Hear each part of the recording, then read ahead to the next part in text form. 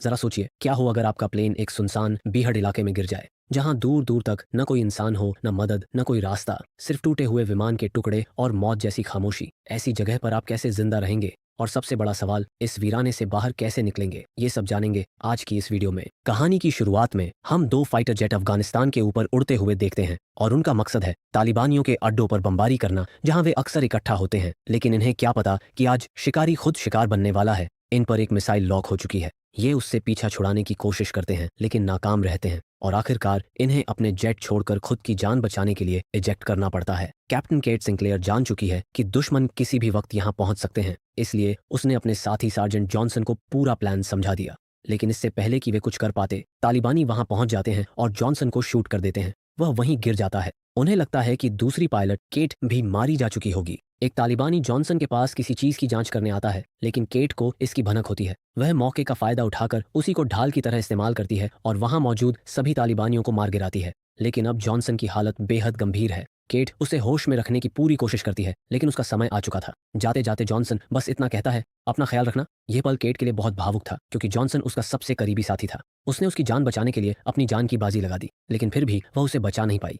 यहाँ ज्यादा देर रुकना सुरक्षित नहीं था, इसलिए उसने फैसला किया कि वह अपने बेस तक जाने की कोशिश करेगी, जो यहाँ से मीलों दूर था। उसके पास और कोई रास्ता भी नहीं था। अब मरे हुए दुश्मनों के जितने भी हथियार थे, वह सारे केट अपने साथ ले लेती है और इस खतरनाक रेगिस्तान की ओर चल पड़ती है। ये कोई आम रेगिस्तान नहीं, ये वही जगह है जहां ना मंगोल जीत पाए थे और ना रूसी, तो उसकी क्या औकात। इसलिए उसे हर कदम बहुत संभल कर रखना था। कुछ दूर चलने के बाद हमें पता चलता है कि एक आतंकवादी अभी भी जिंदा है। वह तुरंत अपने साथियों को संदेश देता है, एक लड़की बच गई है और उसने हमारे कई लोगों को मार दिया है। संदेश पहुंचते ही बाकी तालिबानी उसकी तरफ बढ़ने लगते हैं। उधर केट ने भी सभी तालिबानियों को देख लिया था, क्योंकि वह ऊंचाई पर थी। वह फौरन नीचे उतरने लगी ताकि उनकी नजर में ना आए। नीचे आते समय उसकी नजर एक वीरान पड़े बंकर पर पड़ी, जिसके ऊपर एक बड़ा एंटीना लगा हुआ था। वह समझ नहीं पा रही थी कि यह जगह असल में है क्या, लेकिन पास आने पर पता चला कि यह रूसी आर्मी का बना हुआ बंकर है, क्योंकि दरवाजे पर रूसी भाषा में चेतावनी लिखी थी। वह सोच ही रही थी कि इतने में सभी तालिबानी वहां पहुंच गए। केट दरवाजा खोलने की कोशिश करती है, लेकिन वह खुल नहीं रहा था। वे उस पर गोलियां बरसाने लगे। खुले में रुकना मतलब पक्का मौत, इसलिए उसने तुरंत कवर लिया और दोनों तरफ से गोलीबारी शुरू हो गई। उन आतंकवादियों का दिमाग इतना गर्म हो चुका था कि उन्होंने खेल खत्म करने का फैसला कर लिया और रॉकेट लॉन्चर उठा लाए। उन्होंने निशाना साधा, लेकिन समय रहते केट दूसरी तरफ कूद गई। रॉकेट बंकर के दरवाजे पर लगा और धमाके से बंकर का दरवाजा खुल गया। ये केट के लिए एक अच्छा मौका था। वह तुरंत अंदर घुस गई और यहीं से कहानी का वह हिस्सा खुलता है जिसे आज तक कोई नहीं जानता था। बंकर के अंदर नीचे जाने के लिए लंबी सीढ़ियां थीं, जो बहुत गहराई तक उतर रही थीं। वापस लौटने का अब कोई मतलब नहीं था और आप वजह जानते हैं। वह नीचे उतरती गई। सीढ़ियां खत्म होने पर उसने खुद को एक अंधेरी बदबूदार जगह पर पाया। लग रहा था मानो कभी यहाँ जहरीली गैस लीक हुई हो, क्योंकि दीवारों पर गैस मास्क टंगे हुए थे। थोड़ा आगे बढ़ते ही उसकी आंखें ठहर गईं। सामने एक सड़ी हुई लाश पड़ी थी। शरीर इंसान का था, लेकिन हालत देखकर कोई नहीं कह सकता था कि यह कभी इंसान रहा होगा। केट इस क्षेत्र में पहले भी कई ऑपरेशनों के दौरान आ चुकी थी, लेकिन उसने इस जगह को कभी ऐसी हालत में नहीं देखा था। क्या ये हाल ही में बनाया गया था? अगर हाँ, तो आज तक किसी की नज़र इस पर क्यों नहीं पड़ी? इन्हीं सवालों के बीच वह आगे बढ़ रही थी। पीछे पीछे तालिबानी भी बंकर के अंदर आ चुके थे। कुछ दूरी पर केट को कुछ दस्तावेज मिले, जिनमें किसी टेस्ट का जिक्र था, शायद रूसी आर्मी द्वारा किया गया कोई प्रयोग। वहीं उसे एक फ्लैश ड्राइव भी मिली। उधर तालिबानी एक बड़े हॉल में पहुंच चुके थे। घना अंधेरा था। अचानक लाइट जलती है और जो उन्होंने देखा उसे देखकर उनकी रूह कांप उठी। चारों ओर बड़े बड़े जार रखे थे, जिनमें कोई अजीब लिक्विड भरा था और उस लिक्विड के अंदर बेहद डरावने अनजान आकार की चीजें तैर रही थीं। उनका आकार और दहशत देखने लायक थी। इसी दौरान केट ने एक आतंकवादी को मार गिराया और उसी झड़प में एक गोली एक जार पर लग गई। जार टूटते ही उसके अंदर की चीज बाहर आ गई और कुछ ही देर में उसमें हरकत शुरू हो गई। अंधेरा होने की वजह से साफ दिखाई नहीं दे रहा था, लेकिन उसके आकार और दहाड़ सुनकर यह साफ था कि वह इंसान नहीं है। नीचे वह चीज आतंकवादियों पर टूट पड़ी और एक को चीरकर मार डाला। ऊपर भाग रही केट को एक बंदे ने पकड़ लिया, लेकिन तभी पीछे से वह हैवान आ पहुंचा और उसने उस आदमी को बीच से फाड़ दिया। केट किसी तरह भागकर बाहर निकल आई और तेजी से दरवाजा बंद कर दिया। ऊपर से उसने गोली चलाकर उस जीव को घायल भी कर दिया। फिर एक आतंकवादी ने केट को पकड़ लिया, लेकिन जैसे ही उस हैवान की गुर्राहट सुनाई दी, वह डर कर भाग गया। केट अभी भी समझ नहीं पा रही थी कि यह जगह क्या है, यहाँ क्या काम होता था और यह भयानक चीज आखिर है क्या। लेकिन उसे यह जवाब जल्द ही मिलना था। तभी अचानक यूएस आर्मी की गाड़ी वहां पहुंची। उन्हें केट और जॉनसन को ढूंढने भेजा गया था। केट के गले में पड़ा लॉकेट देखकर वे उसे पहचान गए और उसे बेस पर ले आए। थोड़ा ठीक होने के बाद केट अपने कमांडिंग ऑफिसर फिंच के पास गई और पूरी घटना बताई। वह बंकर, रूसी भाषा, अजीब जार, दानवी चीज, लेकिन जिसने ऐसी चीजें कभी ना देखी हों, वह कैसे यकीन करता। फिंच ने बात पर हंसकर भरोसा नहीं किया। गुस्से में केट बाहर आ गई। बाहर उसकी जेठ गनर दोस्त से थोड़ी बहस हो गई, क्योंकि उसने वह लॉकेट ले लिया था जो आखिरी समय पर जॉनसन ने उसे दिया था। कुछ देर बाद स्नेयर ने बात सुलझाई और उसे लॉकेट वापस दिलवा दिया। इस दौरान अंदर कंट्रोल रूम में फिंच बहुत घमाघमी में दिखाई देता है। जो कुछ उसने अभी अभी सुना था वह तुरंत अपने ऊंचे अधिकारियों को बताता है ताकि उन्हें पहले से पता रहे। उसी समय उसके हाथ में एक लिफाफा दिखता है, शायद एक लेटर। यह लेटर उसके अतीत का वह हिस्सा था जिसने उसकी जिंदगी बदल दी थी और जिसके कारण वह ऊंचे पद से नीचे आ चुका था। लेकिन वह लेटर असल में क्या था यह अब तक किसी को पता नहीं। थोड़ी देर बाद स्नेयर केट को उसके इलाज के लिए डॉक्टर के पास ले गया। वह केट को समझाता है कि भले ही फिंच बाहर से कठोर दिखाई देता है लेकिन अंदर से वह एक नरम इंसान है। उसकी कठोर बातों को दिल पर लेने की जरूरत नहीं। इसी बीच हम देखते हैं कि वहां वही आतंकवादी बैठा है जो उस रात भाग गया था। उसका नाम कबीर है और उसे रूसी भाषा आती है। वह उन दो लोगों में से एक है जिसने उस दानवी चीज को अपनी आंखों से देखा था। केट तुरंत उसकी तरफ बढ़ती है और एक नोट दिखाते हुए पूछती है, इस पर क्या लिखा है? दरअसल वह उस बंकर के गेट पर लिखे रूसी शब्दों का मतलब समझने की कोशिश कर रही थी। कबीर ने बताया कि उस पर लिखा है, एक कदम और तुम्हें मौत के और भी करीब ले जाएगा, अंदर मत जाना। ये सुनकर केट समझ गई कि कबीर वही शख्स है जो उसके सभी सवालों के जवाब दे सकता है। लेकिन कबीर कोई आतंकवादी नहीं था। उसने तो आज तक किसी चींटी तक को नहीं मारा था। वह केवल उनका ड्राइवर था। उसे मजबूर किया गया था उनके साथ काम करने के लिए ताकि उसका परिवार सुरक्षित रह सके। अगर वह मना करता तो तालिबानी उसका परिवार मार डालते। कबीर ने बताया कि वह बंकर लगभग 30 साल से बंद है। इसका मतलब यह साफ है कि उसका निर्माण बहुत साल पहले शुरू हुआ था।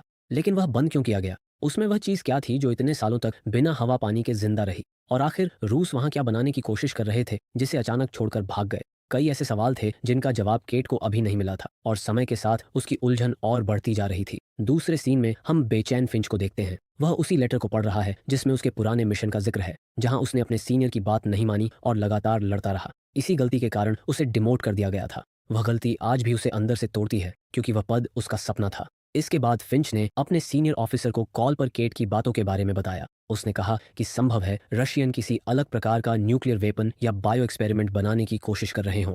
लेकिन उसके सीनियर बार बार केवल उसी फ्लैश ड्राइव को भेजने की बात कर रहे थे जैसे उसमें कोई बेहद कीमती राज छुपा हो। फिंच जिद्दी था। वह बिना सब जाने वह ड्राइव भेजने को तैयार नहीं था। इसलिए उसने साफ पूछा, आखिर उस पेन ड्राइव में ऐसा क्या है? तब उसके सीनियर ऑफिसर ने उसे पूरी सच्चाई बताई और उसे सुनकर फिंच का चेहरा पीला पड़ गया। इस दौरान हम बंकर के अंदर का दृश्य भी देखते हैं जहां हालात अब पहले से भी ज्यादा बिगड़ चुके हैं। जो पहले सिर्फ एक जार टूटा था अब एक एक करके सभी जार फटने लगे हैं। इसका मतलब साफ है, अब एक पूरी आर्मी बाहर आने वाली है। ऊपर तैनात एक सोल्जर को अंदर से अजीब डरावनी आवाजें सुनाई देती हैं। आवाजें इतनी भयानक थीं कि उसका पूरा शरीर कांप उठा। उसने तुरंत अपने बेस पर स्थिति की जानकारी दी लेकिन तब तक बहुत देर हो चुकी थी। वे चीजें अब ऊपर आ चुकी थीं और लगता था कि अब कुछ बहुत बुरा होने वाला है। बेस में खबर फैल गई, हमला हो चुका है। लेकिन प्रतिक्रिया देने में देर हो गई थी। वे सब कैंप तक पहुंच चुके थे। एक दानव तो फिंच के कैंप में भी घुस गया। फिंच ने किसी तरह पिस्तौल उठाई और उसे मार गिराया। फौरन उसने ऊपर बैठे अधिकारियों को संपर्क किया और सहायता मांगी क्योंकि उन पर बड़े पैमाने पर हमला हो चुका था। बाहर सैनिक एक एक करके बड़ी ही बेरहमी से मर रहे थे।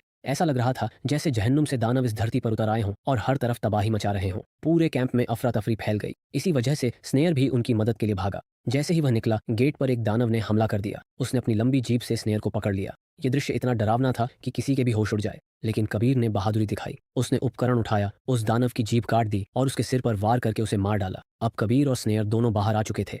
एक सिपाही ने कबीर को देखा और समझा कि वह मौका देखकर भागने की कोशिश कर रहा है। लेकिन केट तुरंत समझाती है कि वह हमारा साथी है, दुश्मन नहीं। अब सबसे जरूरी था फिंच को बचाना जो अपने कैंप में फंसा हुआ था। सभी उसी दिशा में बढ़ते हैं। अंदर फिंच की भिड़ंत एक दानव से हो जाती है। उसके पास बंदूक नहीं थी इसलिए उसने बेसबॉल बैट उठाकर हमला किया और मुश्किल से उस दानव को मार गिराया। लेकिन इसमें वह बुरी तरह घायल हो गया। स्नेयर उसे तुरंत बाहर लेकर आया। इसी दौरान एक सिपाही को पास खड़ा एक बड़ा कंटेनर दिखा। उसने तुरंत उसे खोला और वह रात के लिए सबसे सुरक्षित जगह साबित हो सकता था क्योंकि बाहर हर तरफ मौत मंडरा रही थी।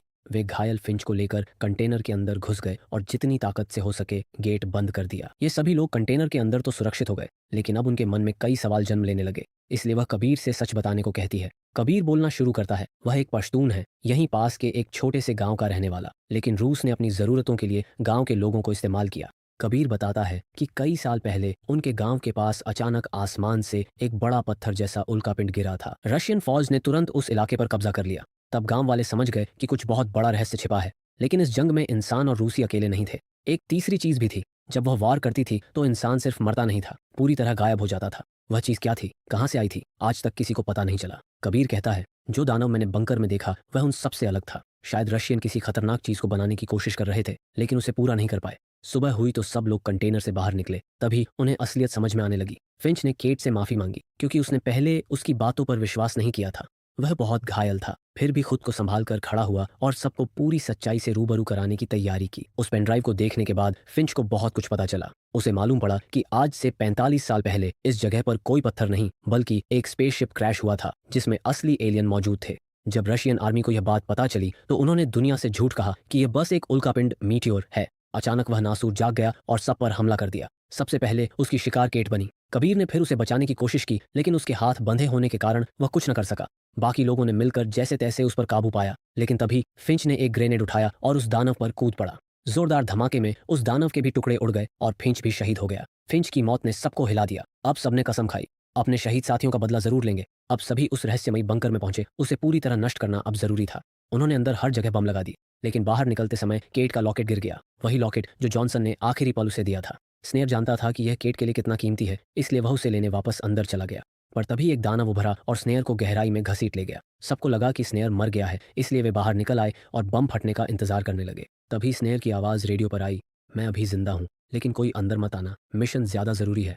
लेकिन केट कैसे उसे मरने के लिए छोड़ देती, इसलिए उन्होंने तुरंत एक प्लान बनाया। विल्कस को ऊपर ही छोड़कर बाकी सभी नीचे चले जाते हैं। दरअसल विल्कस लिफ्ट को संभाल रहा था ताकि समय रहते वह इन्हें ऊपर खींच सके, लेकिन तभी उसके पास हाई कमांड से ऑर्डर आया, जितने भी लोग उस बंकर के आसपास मौजूद हैं उन्हें तुरंत दूर कर दो, क्योंकि अगले 20 मिनट में एयर स्ट्राइक होने वाली है, वरना अगर वो जानवर बाहर आ गया तो पृथ्वी का अंत शुरू हो जाएगा।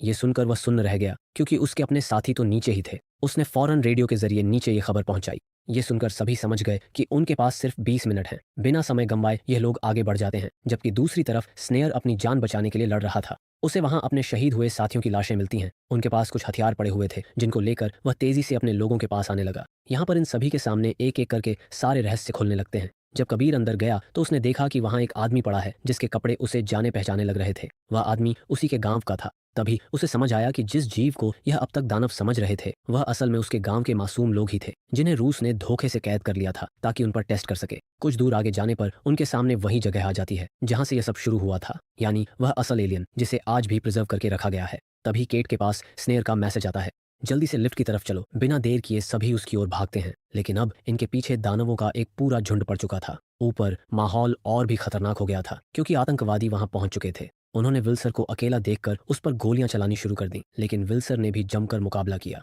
वहीं नीचे जॉन्स को समझ आ चुका था कि वह ज्यादा देर तक उन्हें नहीं रोक पाएगा, इसीलिए वह ग्रेनेड लेकर दानवों के बीच कूद पड़ा और बूम, अब बचे थे सिर्फ 3 लोग, केट, स्नेयर और कबीर। ये तीनों तेजी से लिफ्ट की ओर दौड़े जो अब चलने ही वाली थी। लेकिन तभी दानवों में से एक कबीर पर हमला कर देता है। उस दानव की कलाई पर बंधी घड़ी देखकर कबीर पहचान जाता है कि यह कोई और नहीं बल्कि उसके पिता हैं। ये उसके लिए बेहद भावुक पल था। इसी सदमे में उसने खुद को भी कुर्बान करने का फैसला कर लिया। बाकी दोनों लिफ्ट पर ऊपर आ गए, जहां विल्सर भी मुश्किल में था, लेकिन वह लोग उसे बचा लेते हैं। अंत में सभी सुरक्षित बाहर आ जाते हैं। कुछ ही देर बाद पूरे बंकर को उड़ा दिया जाता है